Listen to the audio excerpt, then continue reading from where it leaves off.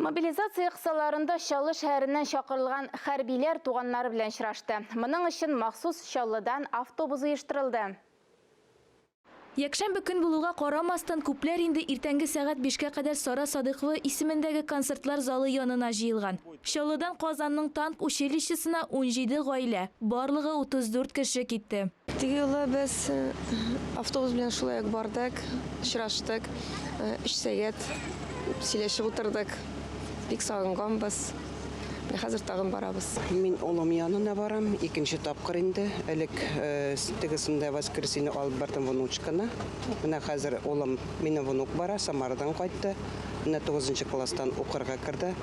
Специально кайтты менә әтисе янына барырга.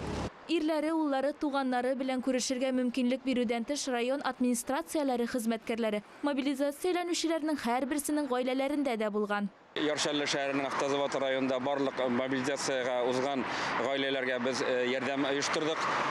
Барлык гаиләләрендә кереп, аларның хәлләрен сораштырып, нинди сораулар бар, нинди проблемалар бар.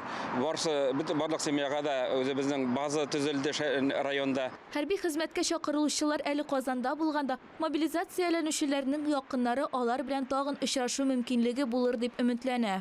Айзилә Шәймөхәммәтова, Эльмира Гайнетдинова, Сергей Вильданов, яңалыклар.